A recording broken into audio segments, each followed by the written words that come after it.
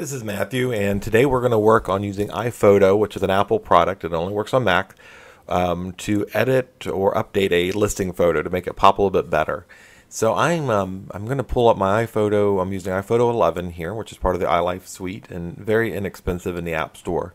And it's a great tool for what it does. Now I am a fan of Photoshop CS6. I prefer to use that most of the time, but I think that's probably going to require a lot more of a learning curve for agents, and probably a little bit more expensive than most agents want to pay for what we're doing here.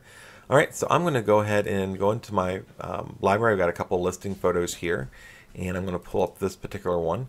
This picture was taken with a Sony DSC HX100V camera. It's a nice camera. It does the job well, but again, maybe more than you really need for taking listing photos.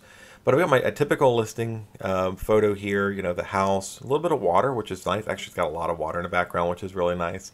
But there's a couple things we can do to enhance this, make this a little bit better. Now, when I say enhance, I don't mean change anything materially.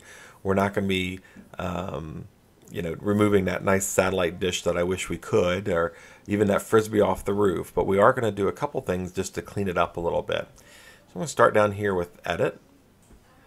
And I'm going to do a couple things before I even get to color and the rest. We're going to start with Crop, and it gives me these nice little guides here.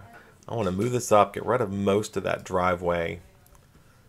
It really needs to be re-graveled, but we're going to move out the trailer there, move closer over to the wraparound porch, keep this water area here, and bring this focus in a little bit more. All right, click on Done. All right, and that brings me closer to the home, to the picture. A little bit of water still on either side of the house that can be seen. And from there, I want to also straighten it. This one isn't exactly where I want it to be as far as these grids come up, and show you where you can straighten things out. That roof line's a little crooked, so we're going to move just a little to the side. There, now just a little bit more. All right, there it is. So now it's nice and square. Click Done. We're going to go to Effects. Well, we're not going to quite get to Effects yet. We're going to go to Adjust. In every listing photo I see, there's always this dark shadow from somewhere, unless you've got the sun facing the front of the house, which means you have to get there at the right time to take that picture and to make that happen.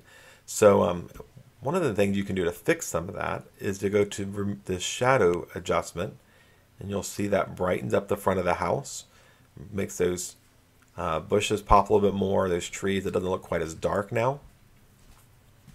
We have more definition and some more saturation, which will make the skies bluer and the grass greener. There you go. Makes it look much more inviting. All right, get rid of some of that noise, bringing those pixel colors better, make it a little sharper. Maybe a little bit more exposure or a little less, depending on what you want to do. I like again, blue skies and green grass. So I'm going to darken that exposure a little bit. Do contrast here. Okay, you can just play with these a little bit to make them work. If you don't like what you did, you just click undo or revert to previous. It'll take it back to where it was. So now I've adjusted my colors. The sky's bluer, the grass is greener. We've gotten rid of some of the tertiary stuff that's out in the middle of the yard. I can change my levels a little bit more here. There you go. Now again, when you've got I got a large screen anyways, but when you got this blown up like this and do these edits, it's going to look a little bit more washed out than it will when we bring it back to the size and area we're going to use online. And in effects, if you really want to, you can go down here. You can do a number of things, but I like blurring the edges just a little bit to give it that kind of dream sequence look. You could do this vignette. I wouldn't recommend doing this, especially for this one when you have water. You don't want to go away from that. Again, keep my focus here. Some quick information, or quick fixes we went to already, but I want to also go down here in Info, and I click on Info. I can now change the name of the picture. Okay, so this is main photo 1, and then whatever the address is. And I'm going to also add a description. This is, you know, whatever you want to add. All right, and actually I just realized that this is probably a little bit too much blur. It really should have been down next to 1. There we go. That's better. All right, maybe 2. So I don't want you to think it look all fuzzy like that all the time.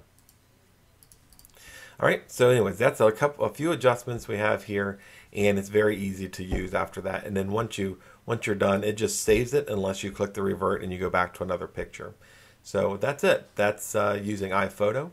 And again, this is a great tool, very inexpensive if you're on the Mac, and you can see this gives us a much better picture than we had before. So anyways, good luck with that. Just a reminder, please don't edit anything, don't pave the driveway, don't remove material parts of the property, etc. But this is a good tool for enhancing the natural colors and cropping the photo to give the best view of the property for your listings. So good luck with that, and always, if you have any questions, feel free to email us. Thanks. Bye.